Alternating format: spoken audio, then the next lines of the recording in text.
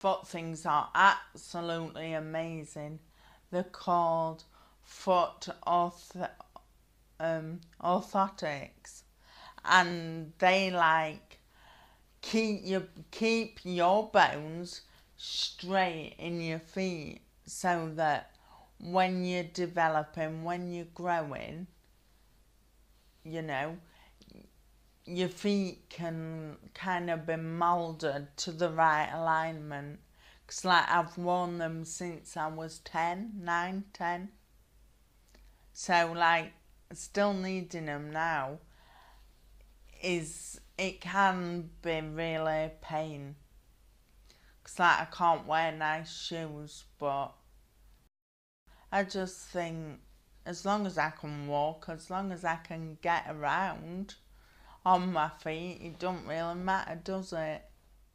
In my world, there's like lots and lots of things that I can't do because of my brain damage and because of my disability, and these things kind of do get me down, because like it's so hard to relearn new skills, and like kind of making a cup of coffee can and is a challenge.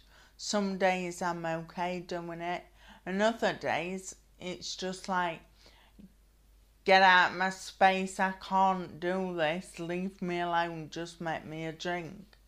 And it's like sandwiches. I can't make my mum understand why I prefer to buy sandwiches. And it's just a hell of a lot easier because I haven't quite got the coordination to make a sandwich, and like to put, say, a knife with butter on bread. Can't butter bread very good. And kind of squashing lettuce on bread with pepper, and then say put salad cream and meat on. It's all small coordination skills that, you know, I haven't got, because my accident unfortunately took them all away.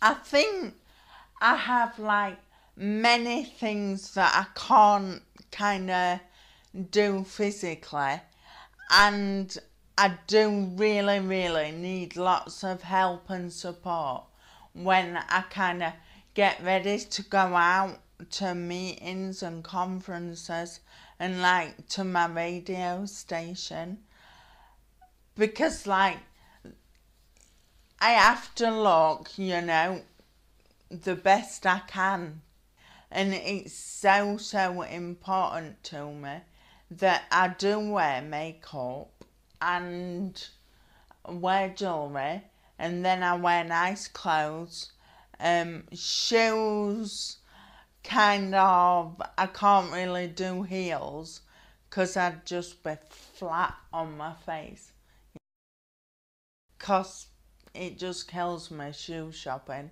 I see all these nice shoes and how people walk on them, you know, just a little thin heel. It's like, wow.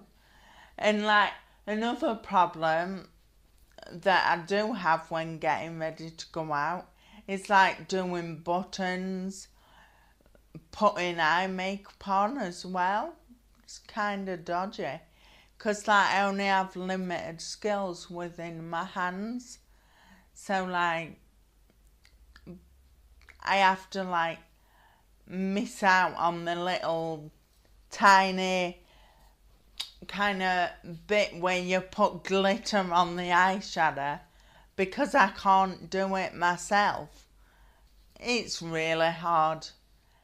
So like cleaning my house is really, really hard, and like it's kind of hard because my brain is like, what do I do next? So it's not got the ABC, it might be AGMZ sort of thing. So it like don't follow patterns as such. I do live on my own, but I have carers coming in and they're helping me all the time.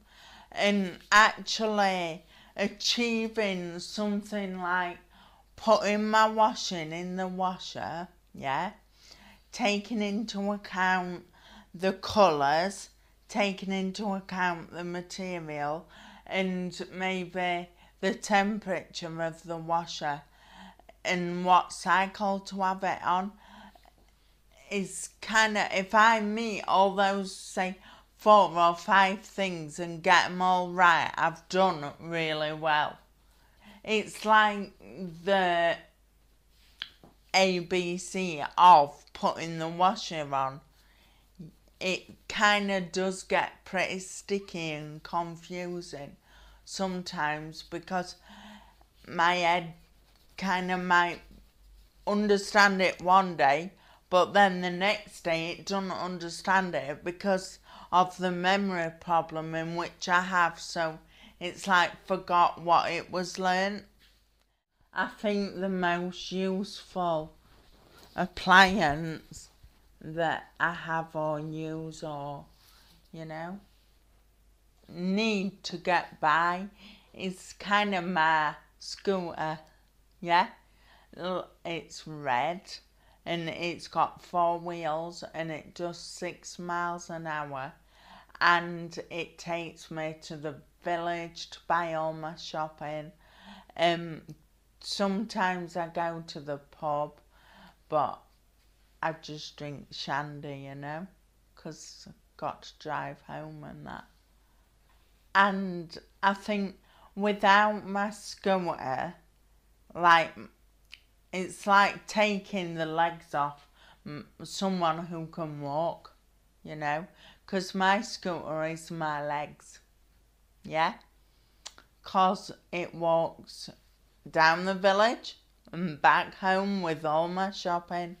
And then I go for rides on the park down the road. I go to the next village, to the fairs, to the pubs, to the open days, to some shops. And my scooter is my life, because without that I couldn't get around.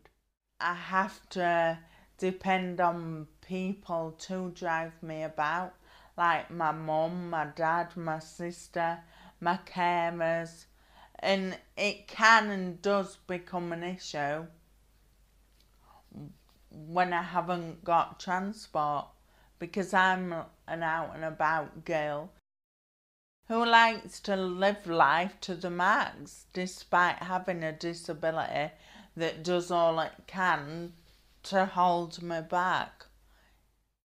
My disability is probably the closest thing to me, sort of. I have to look after it, I have to bring it up and kind of treasure the skills I've got and I've learned today. And so, I don't know, I kind of relate my disability to a tattoo, because my disability is like a tattoo. I've got it and it'll never ever go away or rub off. So it's for life.